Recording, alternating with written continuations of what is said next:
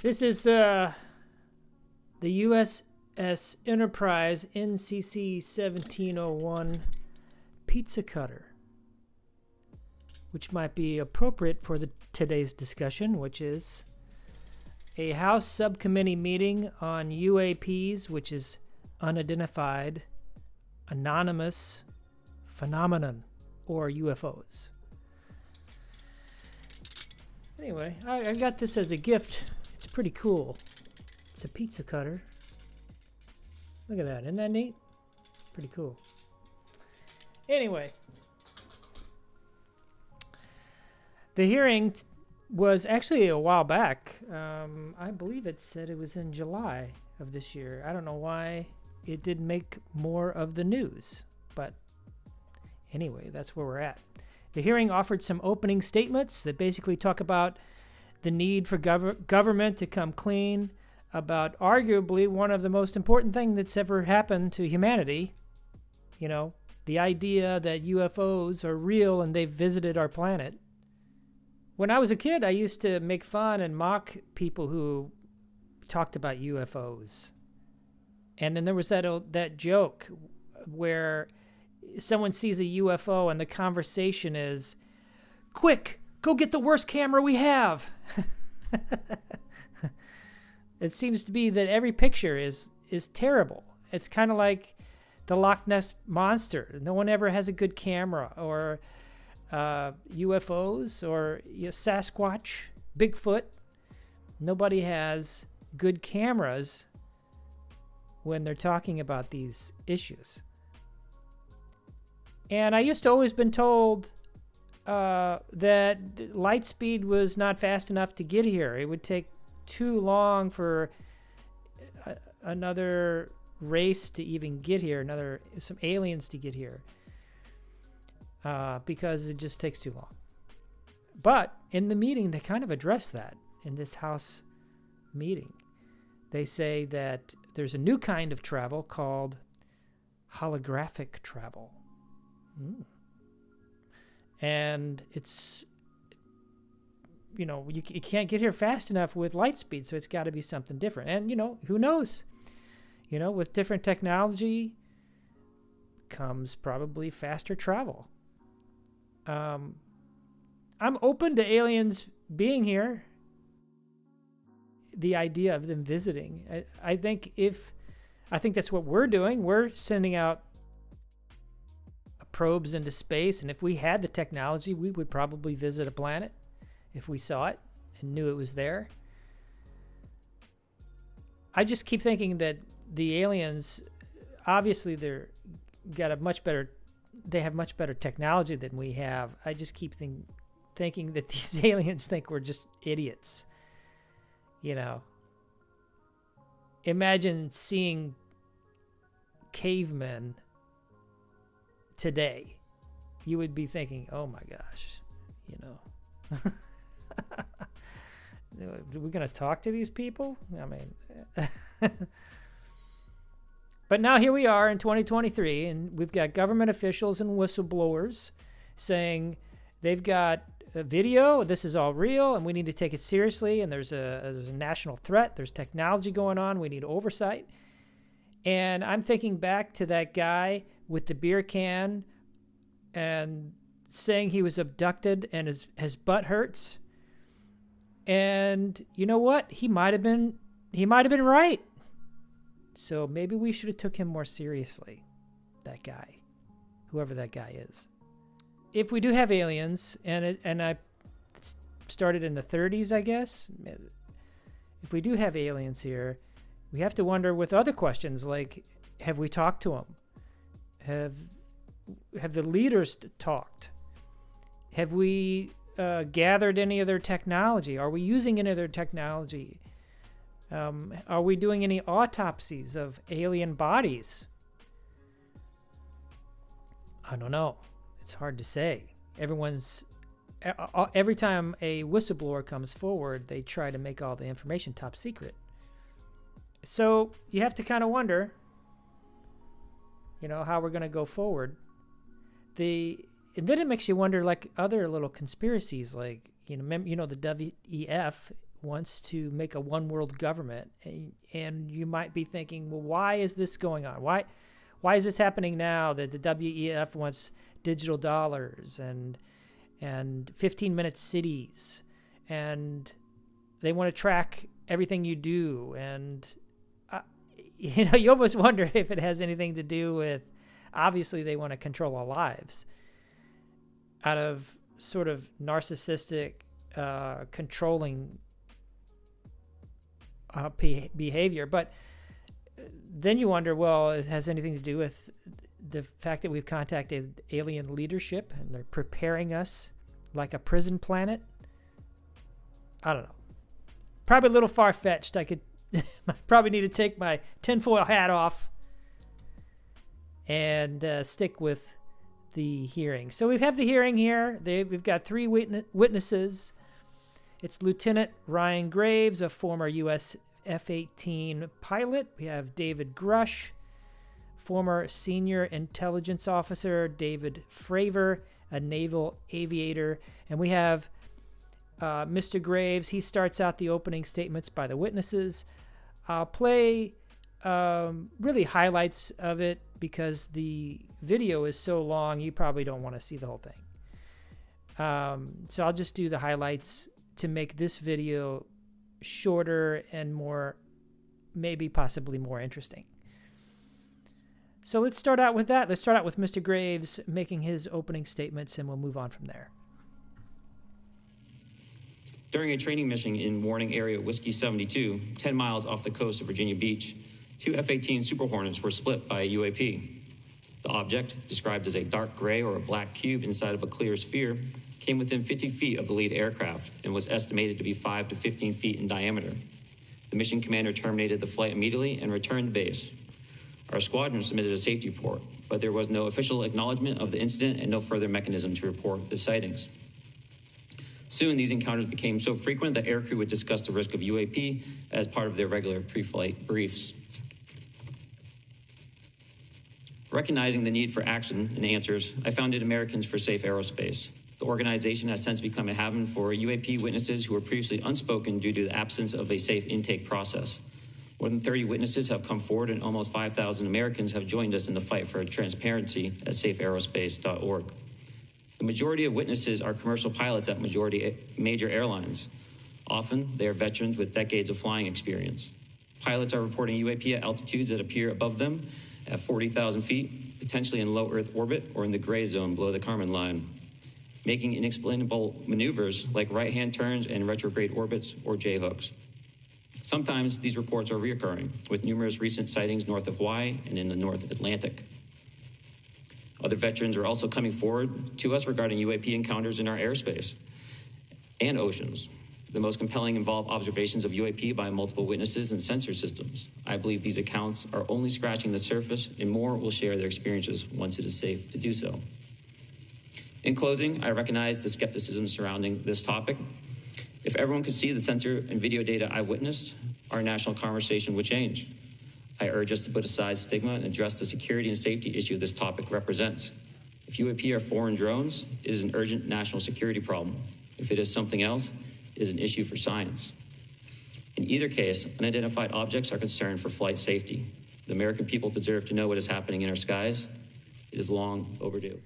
So, Mr. Graves, I guess the takeaway from that testimony is that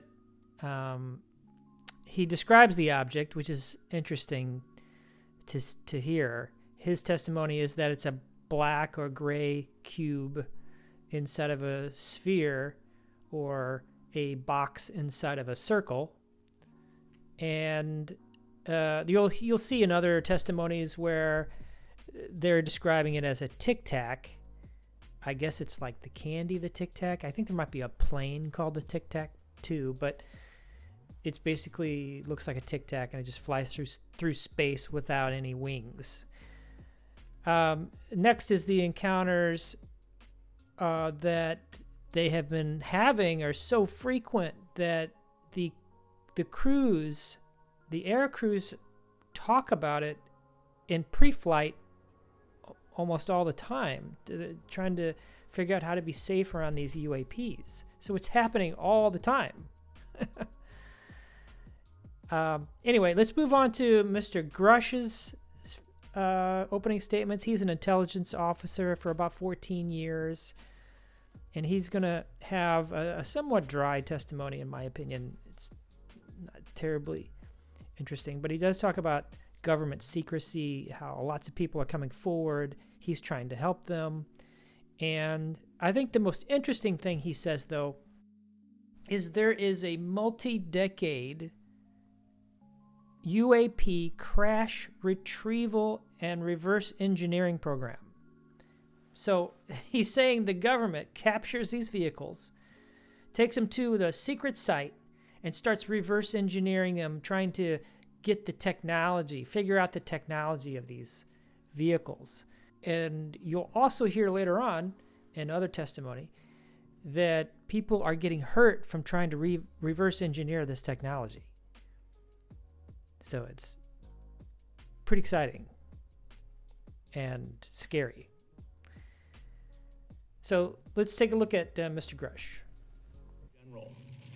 Following concerning reports from multiple esteemed and credentialed current and former military and intelligence community individuals that the U.S. government is operating with secrecy above congressional oversight with regards to UAPs. My testimony is based on information I've been given by individuals with a long-standing track record of legitimacy and service to this country, many of whom also have shared compelling evidence in the form of photography, official documentation, and classified oral testimony to myself and my various colleagues. I was informed in the course of my official duties of a multi-decade UAP crash retrieval and reverse engineering program, to which I was denied access to those additional read-ons when I requested it. I did cut his testimony down a little bit. It goes on for quite a bit longer than that, but the relevant information was, in my opinion, left in there so you could see it. Now we have David Fravor. He's a naval aviator, and he talks about his encounter with UAPs. Kind of interesting. On this day, we were scheduled for a 2v2 air-to-air training with the USS Princeton as our control. When we launched off Nimitz, my wingman was joining up. We were told that the training was going to be suspended and we were going to proceed with real-world tasking. As we proceeded to the west, the air controller was counting down the range to an object that we were going to, and we were unaware of what we were going to see when we arrived. The controller had told us that these objects had been observed for over 2 weeks, coming down from over 80,000 feet, rapidly descending to 20,000 feet, hanging out for hours, and then going straight back up. For those who don't realize, above 80,000 feet is space. We arrived at the location at approximately 20,000 feet, and the controller called merge plot, which means that our radar blip was now in the same resolution cell as the contact. As we looked around, we noticed that we saw some whitewater off our right side. It's important to note that the weather on this day was as close to perfect as you could ask for off the coast of San Diego. Clear skies, light winds, calm seas, no whitecaps from waves. So the whitewater stood out in a large blue ocean. All four of us, because we were in F-18Fs, so we had pilots and Wizzo in the back seat, looked down saw a white tic-tac object with a longitudinal axis pointing north-south and moving very abruptly over the water like a ping-pong ball. There were no rotors, no rotor wash, or any sign of visible control surfaces like wings. As we started clockwise towards the object, my Wizzo and I decided to go down and take a closer look with the other aircraft staying in high cover to observe both us and the tic-tac. We proceeded around the circle about 90 degrees from the start of our descent, and the object suddenly shifted its longitudinal axis, aligned it with my aircraft, and began to climb. We continued down another 270 degrees, nose low, where the tic-tac, or we considered 270 degrees to where, and we went nose low to where the tic-tac would have been. Our altitude at this point was about 15,000 feet, and the tic-tac was about 12,000. As we pulled nose onto the object, within about a half mile of it, it rapidly accelerated in front of us and disappeared. Our wingman, roughly 8,000 feet above us, lost contact also. We immediately turned back to see where the whitewater was at, and it was gone also. So as we started to turn back towards the east, the controller came up and said, "Sir, you're not going to believe this, but that thing is at your cap point, roughly 60 miles away in less than a minute. You can calculate the speed." We returned to Nimitz. We were taking off our gear. We were talking to one of my crews that was getting ready to launch. We mentioned it to them, and they went out and luckily got the video that you see, that 90-second video. What you don't see is the radar tape that was never released, and we don't know where it's at, of the active jamming that the object put on an APG-73 radar should not be exempt. In closing, I would like to say that the Tic Tac object we engaged in 2004 was far superior to anything that we had on time, have today, or are looking to develop in the next 10 years. If we in fact have programs that possess this technology, it needs to have oversight from those people that the citizens of this great country elected in office to represent what is best for the United States and best for the citizens. I thank you for your time. Thank you very much. So he's saying this thing is fast, and we don't have anything to counter the speed of this UAP. David Fravor also describes his encounter a little bit later. I'll show you this short clip, and he talks about the radar jamming. During viewing of when there were some people chasing some of these objects, did you experience any of that jamming or interrupting your radar or weapons system? My crew that launched after we landed experienced significant jamming to the APG-73 radar, which was what we had on board, which is a mechanically scanned, very high-end system prior to the APG-79. And yes, it did pretty much everything you could do, range, velocity, aspect, and then it spit the lock, and the targeting pod is passive. That's what we were able to get the video on. I'm about to run out of time, but are you aware of any of our enemies that have that capability? No. Okay. This next clip shows kind of a scary part of the meeting, if you see it that way, where Fravor talks about the capability of the UAPs and the security risk. Okay. This is for any one of you. Based off of each of your experiences and observations, do you believe UAPs pose a potential threat to our national security? Yes, and here's why. The technology that we faced was far superior than anything that we had, and you could put that anywhere. If you had one, you captured one, you reverse engineered it, you got it to work, you're talking something that can go into space, go someplace, drop down in a matter of seconds, do whatever it wants, and leave, and there's nothing we can do about it. Nothing. Sure. Yeah, I concur with that. We have nothing that can stop in midair and go the other direction, nor do we have anything that can, like in our situation, come down from space, hang out for 3 hours, and go back up. I think one of the bombshell moments of the hearing was Mr. Grusch answering a question about the government capturing UAPs.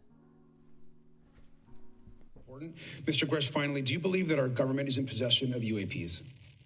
Absolutely, based on interviewing over 40 witnesses over 4 years. And where? I know the exact locations, and those locations were provided to the Inspector General and some of which to the intelligence committees. I actually had the people with the firsthand knowledge provide a protected disclosure to the Inspector General. Thank you. And another interesting part of the meeting was when Grusch was asked if anyone's been hurt because of retaliation by the government of sharing information, and they even allude to murder, which he doesn't confirm. He's a little bit cryptic on. So let's take a look at that.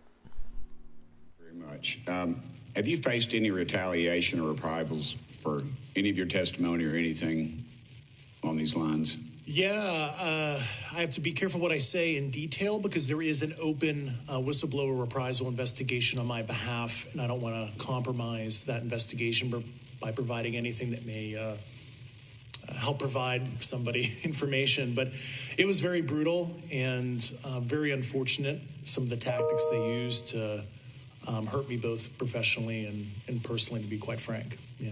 It's very unfortunate. As they say, when you're over the target, that's when they do the most firing at you. Do you have any personal knowledge of people who have been harmed or injured in efforts to cover up or conceal these extraterrestrial technology? Yes.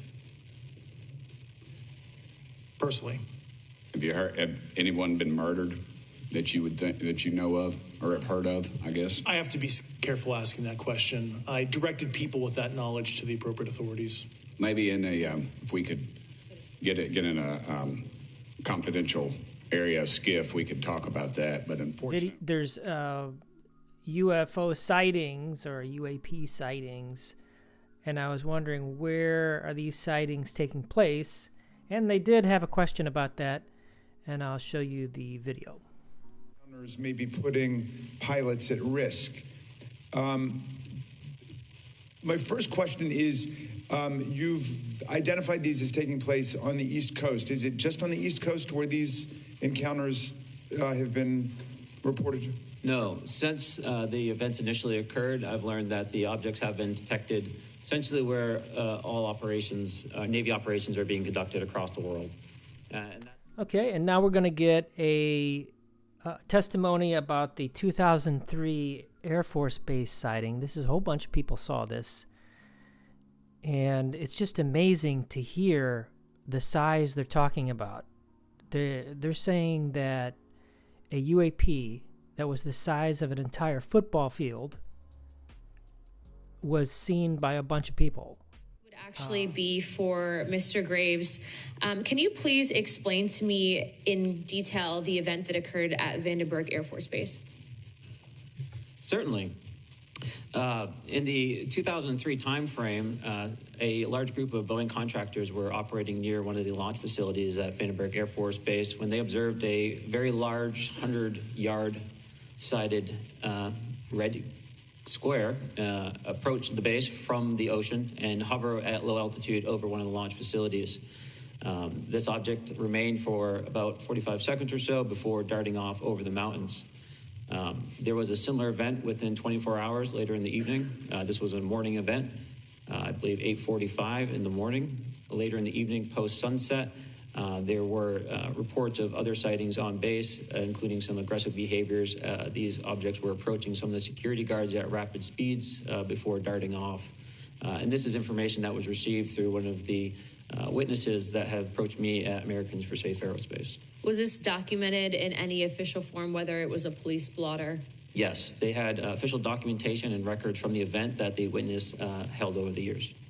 And I'm not going to ask you to do it right now for time reasons, but you would be able to sketch what was witnessed, correct? And have you seen that before on any other equipment and or during your flight time? I have not seen what they've described. This object was estimated to be almost the size of a football field, and I have not seen anything personally that large. Okay, and then... So, wow, pretty amazing, huh? A whole bunch of people, whole bunch of Boeing contractors see this object as big as a football field. It's like a red box as big as a football field, hovers for 45 seconds over their area, and then takes off over the mountains, and then apparently does it again later. So, pretty interesting testimony. And this next clip answers my original question at the beginning of the video, which was, how the heck did they get here? It doesn't really answer the question. It's just, I just thought it was interesting to show this piece of the clip. The other statement that has been made that was intriguing to me it's intriguing because my view has been that we are billions of light years away from any other system. And the concept that an alien species that's technologically advanced enough to travel billions of light years gets here and somehow is incompetent enough to not survive Earth or crashes is something that I find a little bit far-fetched. And with that being said, you have mentioned that there's interdimensional potential. Could you expound on that?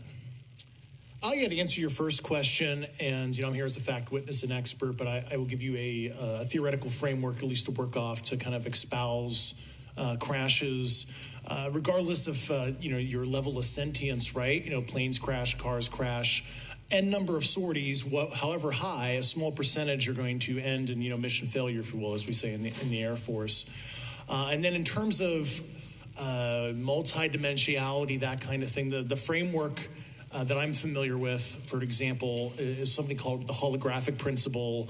It derives itself from general relativity and quantum mechanics, and that is, if you want to imagine a 3D object such as yourself casting a shadow onto a 2D surface, that's the holographic principle. So you can be quasi-projected from higher dimensional space to lower dimensional. It's a scientific trope that you can actually cross, literally, as far as I understand, but there's probably guys at PhDs that we could probably argue about that. But you have not... Okay, next up we have Ms. Mace, who's going to ask about how many people, or what percentage of people report. And she's also going to ask about the bodies and UAPs that are being collected by the government. check that out. Thank you. I have a few questions for Mr. Graves. What percentage of UAP sightings, in your belief, go unreported by our pilots? This is an approximation based off of my personal experience speaking with a number of pilots, but I would estimate we're somewhere near 5% reporting, perhaps. So like 95% basically don't report seeing UAPs. That's just my personal estimate. You've stated that the government is in possession of potentially non-human spacecraft. Based on your experience and extensive conversations with experts, do you believe our government has made contact with intelligent extraterrestrials? Something I can't discuss in public setting. Okay, I can't ask when you think this occurred. If you believe we have crashed craft, stated earlier, do we have the bodies of the pilots who piloted this craft? As I've stated publicly already in my News Nation interview, biologics came with some of these recoveries. Yeah. Were they, I guess, human or non-human biologics? Non-human, and that was the assessment of people with direct knowledge on the program I talked to that are currently still on the program. Okay, and there is a few more clips left, but they are kind of interesting. So this first clip is Fravor. He's trying to explain how these things can't be shot down. Let's take a look. Now, is it true that you saw, in your words, a 40-foot flying tic-tac-shaped object? That's correct. Or for some people that can't know what a tic-tac is, it's a giant flying propane tank. Fair enough. Did this object come up on radar or interfere with your radar or the USS Princeton? The Princeton tracked it, the Nimitz tracked it, the E-2 tracked it. We never saw it on our radars. Our fire control radars never picked it up. The other airplane that took the video did get it on a radar. As soon as it tried to lock it jammed the radar, spit the lock, and he rapidly switched over to the targeting pod, which you can do in the F-18. From what you saw that day and what you've seen on video, did you see any source of propulsion from the flying object, including on any potential thermal scans from your aircraft? No, there's none. There's no IR plume coming out. And Chad, who took the video, went through all the EO, which is black and white TV, and the IR modes, and there's no visible signs of propulsion. It's just sitting in space at 20,000 feet. In your career, have you ever seen a propulsion system that creates no thermal exhaust? No. Can you describe how the aircraft maneuvered? Abruptly, very determinate. It knew exactly what it was doing. It was aware of our presence, and it had acceleration rates. I mean, it went from 0 to matching our speed in no time at all. Now, if the fastest plane on Earth was trying to do these maneuvers that you saw, would it be capable of doing that? No, not even close. And just to confirm, this object had no wings, correct? No wings. Now, was the aircraft that you were flying, was it armed? No, never felt threatened at all. If the aircraft was armed, do you believe that your aircraft or any aircraft in possession of the United States could have shot the Tic-Tac down? I'd say no. Just on the performance, it would just left in a split second. It looks like that we have a problem here that needs further investigation. Yes. Next, the witnesses were asked if the UAPs were collecting information on us, and this is their response. I serve on the National Security Subcommittee for the Financial Services Committee, so I really want to stay in the national security lane, if I may. So when we think about traditional adversaries and both us towards them and them towards us, we probe their capabilities. We look for weaknesses, and we collect that data, that reconnaissance for in the event we need it in the future. For each of you, yes or no question. Based off of your own experience or the data that you've been privy to, is there any indication that these UAPs could be essentially collecting reconnaissance information? Mr. Graves? Yes. Mr. Grusch? Fair assessment. Yeah. Mr. Fravor? Very possible. Again, in the national security vein, is it possible that these UAPs would be probing our capabilities? Yes or no, Mr. Graves? Yes. Grusch? Yes. Fravor? Definitely. Is it possible that these UAPs are testing for vulnerabilities in our current systems? Yes. Yes. Possible. Do you feel, based off of your experience and the information that you've been privy to, that these UAPs provide an existential threat to the national security of the United States? Mr. Graves? Potentially. Yes, sir, potentially. Same answer, potentially. Yeah, I'd say definitely, potentially. Mr. Graves and Fravor, in the event that your encounters have become hostile, would you have had the capability to defend yourself, your crew, your aircraft? Absolutely not. Sir? No. Is based off of the information that you've been privy to, is there any indication that these UAPs are interested in our nuclear technology and capabilities? Yes. By external observation, sure, that could be a fair assessment, yeah. Yes. Is there any indication that the Department of Energy is involved in UAP data collection and housing? I don't have an answer. I can't confirm or deny that in a public setting. And could you do it in a secure setting? Yes. Mr. Fravor? No, I don't know. Mr. Grusch was asked if anyone has ever been injured trying to reverse engineer this new technology, and you'll see what he says here. Mr. Grusch, I might have asked this before, but I want to make sure. Do you have any personal knowledge of someone who's possibly been injured working on legacy UAP reverse engineering? Yes. Okay. How were they injured?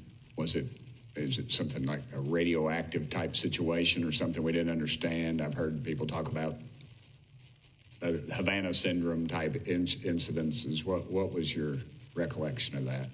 I can't get into specifics, but you could imagine assessing an unknown unknown. There's a lot of potentialities you can't fully prepare for. How do you think? This last clip is the witnesses being asked why they testified today, and I liked the last guy's answer. So take a look. Three of y'all, starting with Mr. Graves, why did you come forward on this issue? I came forward because I felt that my colleagues did not have a way to mitigate this safety threat, and I wanted to help them. I was trained as an aviation safety officer by the Navy, and this it just felt right. I felt like I had to help the folks that were still flying and dealing with this. Mr. Grusch? Purely a sense of duty. My first sworn oath when I was a cadet 18 years ago, and I still uphold that even out of the uniform. Commander? I was pestered by a friend, and I asked why, and he said, "You're the one person that they can't discredit, and you'll add credibility to the New York Times article." And so after about 6 times, I said, "Okay." Yeah. Okay, this brings us to the summary. So I've finished all my clips. The actual video is, the hearing is about 2 hours long. So I didn't want to show the whole thing. I just wanted to highlight the most important parts of it. You can look it up on the internet if you want. It's out there. So the summary is, aliens, if all this is to be true, all this is assumed to be true, we have aliens visiting our planet. They're probably gathering information about us. They seem to be interested in our nuclear and military bases. Some of the ships are shaped like Tic Tacs. Some of them are shaped like squares inside of spheres. They move at incredible speeds that we can't match. There's no way for us to shoot them down. The government knows about it. They've known about it since the 1930s, and they've been trying to cover up since then, if all this is to be believed. The government is capturing UAPs, taking them to a facility, trying to reverse engineer them. There are people getting hurt from reverse engineering these devices, and they may even have aliens themselves captured. I didn't hear anything about any of them being alive, but they apparently have captured an alien, according to that guy's testimony. So that's where we're at. If all of this is to be believed, it's pretty exciting and scary, and it makes you wonder about the future. So anyway, that's my video today. I hope you enjoyed it. I broke it down so it was a little easier to consume. And thanks for watching the video, and stay safe, and I'll see you next time.